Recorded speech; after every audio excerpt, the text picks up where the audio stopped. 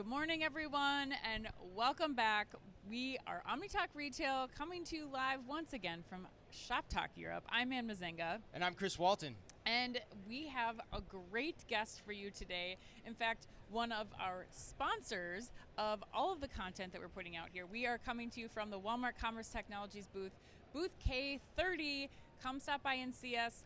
Now we have to introduce this gentleman in between us. This is Sanjeeth Cherian, the head of product strategy and business operations at Walmart Commerce Technologies. Did I get that right, Sanjeeth? You did. Okay, excellent. Yeah. Welcome. Thank you. Well, pleasure to be here. Yeah, it's great to have you. We've been talking to you for the last 24 hours off and on, and so now we get you in front of the cameras, which is always fun. So let's start with this. So tell us about your career path. Your job's really unique. It's interesting. What were some of the key decisions or things that happened to you along your career journey that you could share with our audience? Well, I started in oil and gas, which means it's perfect to transition to retail. It seems right? like it. Yeah, those go together like oil and water. Oil, literally. water, Yeah, right. Just, but the past decade or so, I've been in retail. I've been exposed to different kinds of domains within retail, e-commerce, store operations, supply chain, and had the opportunity to do different kinds of roles as well.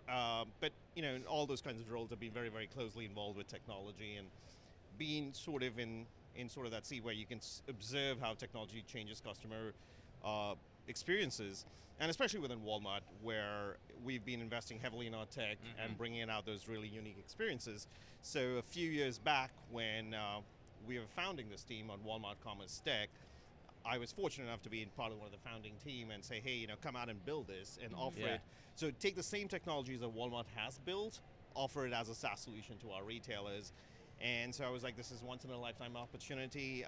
So right now I lead everything around our product and our client implementations, and I'm loving every minute of it. What were those founding days like? Like, was it like a tiger team of people that just, you got the task or the goal, and they said, hey, go invent, try to decide what this is going to look like? Talk about that a little bit if you can. Yeah, the days would be pretty interesting, because it's like you're trying to figure out where to go and what you're going to do, and you have these ideas, and every time a thing, an idea is really great, and then you kind of test it out and you're like, no, it just looked great on a piece of paper, but it doesn't.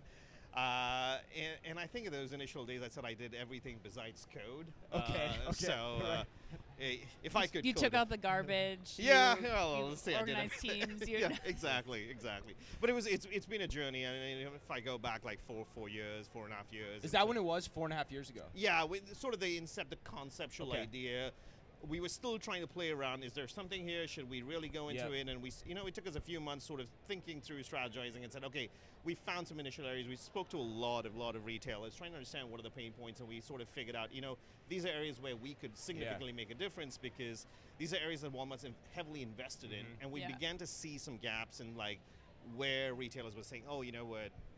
There are gaps where we have done, we've invested, we've been doing the innovation, let's bring this out. So. Yeah. And the timeline's important too, because you and I have battle scars too from this, where 4 to 5 years, that shows that Walmart's really committed to this effort as well. You see a lot of innovation things stand up in companies where they last maybe a year and a half, 2 years, but you guys have already doubled that in terms of the timeline you devoted to this and are continuing to go after it too. So kudos to that. Yeah, absolutely. And I think that's one of those areas where we said we had an idea, we said, hey, let's vet it out, and then we said, okay, we're going to put everything behind it, and we're right now sort of taking this out to market, and we've been out with our customers for a while. So that's awesome. Well, and share with us a little bit about like where Walmart Commerce Technologies fits within like the greater retail tech ecosystem of Walmart, because I think we talked to Anshu about that a little bit, but I'd love to hear your perspective on how it came to be and where its place is as it serves the broader Walmart ecosystem. And so when we first looked at it, we said, hey, what are the things we have done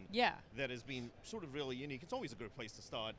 And we looked at some of the stuff we've done in sort of our store fulfillment, e-commerce fulfillment, and sort of in the transportation area. And we said, hey, we've done a lot here. We've invested a lot in our products. Let's start over there. And now, as I'm having a lot of these conversations with retailers, I think a few things that's standing out. I think one of the things is when we talk to customers, we tell them, hey, the products you're getting in your hand is something that's been tested by our millions of associates. Right. So you're getting sort of the you're getting the version that's sort of rapidly iterated on for years. The second thing when I get feedback from customers is like, hey, we built something which solves a problem, but we're not sure it's going to scale. Yeah. And this is where I tell them, hey, it handles Walmart scale, so you right. know, you could be rest assured. And continues to. I mean, I think that's the thing too, right? Yeah. Like, it's not just we tested and learned, and here's the tech, and goodbye, we're done. It's exactly. being updated. It's constantly updating, and you're getting the same benefits right. that we are getting. We're offering it as a SaaS solution to you guys. And I think this was a very interesting conversation I had around a couple of weeks ago with a retailer, and what they were telling me as I was going through the product, and they were asking, hey, have you solved this edge case, and have you solved this, and we've not been able to do this, and we all have this in our product. And then they were like, it's clear you guys are thinking like a retailer because it's built by a retailer. And Sanjeeth, I just want to ask you one question, because when we are here and we are talking to people are surprised a little bit that Walmart is getting into this space. Tell us a little bit about, like, our retailers, it sounds like they are coming to you with these types of questions where they're like, we are having this problem. Are you surprised that they're coming to Walmart for that solution? Or like where they may have seen you as a competitor before, like you're supercharging their businesses. Like, how do you think about that? No, I think that's a good point. It's sort of the same, things we've thought about too, is like how would someone view us. But I think at the point where when we have these conversations, a lot of it is about the innovations we have done. Yeah.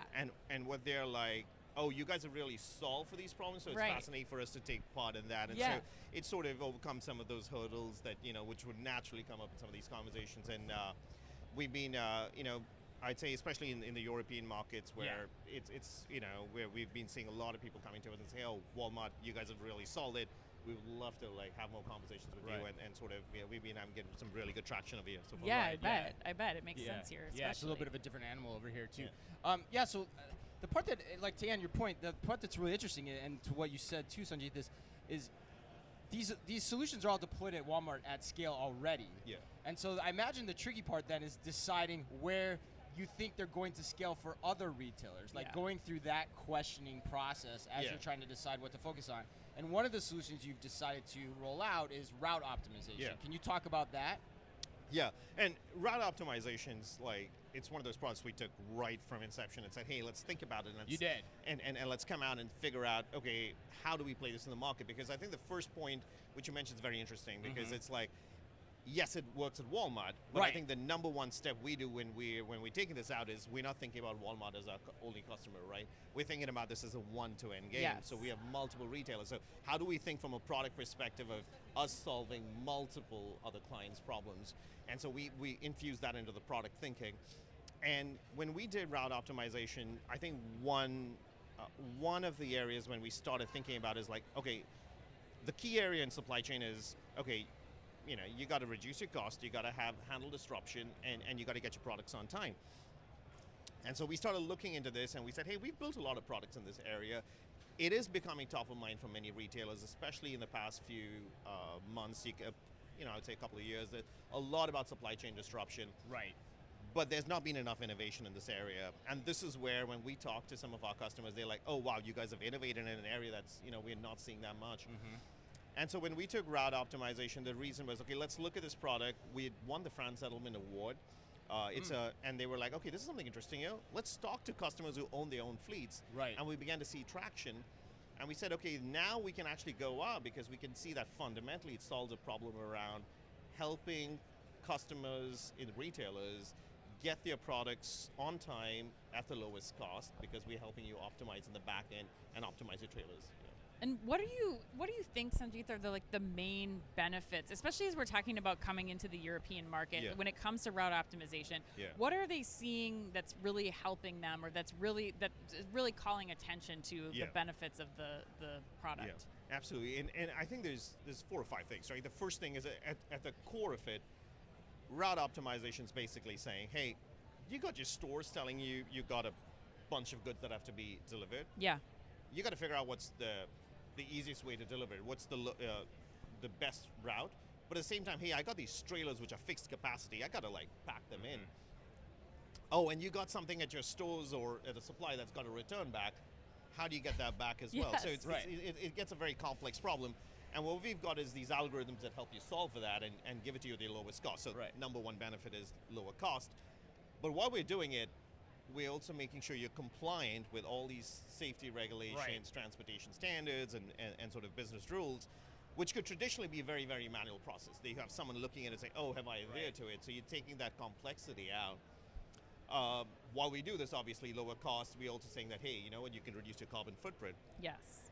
But I think the two other key points which are standing out in our conversations is, because the way we've built it is we said, you know, in Walmart, our philosophy has always been, when we take technology, how does it aid the associates to do their job better? Mm-hmm. And so we've brought flexibility into our solutions. So, for example, a store may say, hey, you know what, normal hours are 8 p.m., but now we're at 6 p.m. How do you on the fly adjust the solution to, you know, do that versus having a very, very manual process, which it is right now, which I'm seeing right now when I'm talking to a lot of folks. It's like, it's very manual.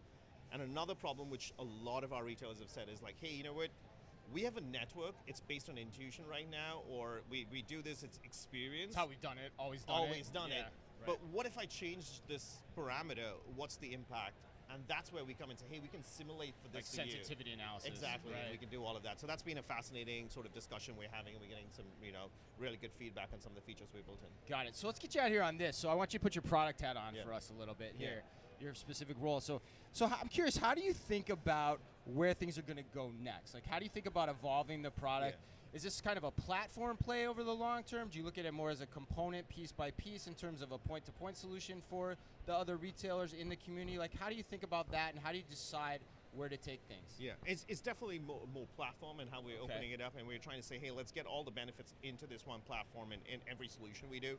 In general, I think, as any product person would tell you, the number one thing is talking to your customers and understanding where the pain points are. And that's been actually very beneficial, because there's a couple of things that, as we were talking to it, people are saying we do it this way because of X, Y, and Z. And I'm like, what if we changed it a little bit? Right. And so we're coming up with some new features and route optimization just based on those, which we think are going to be very, very different from what we're seeing in the market.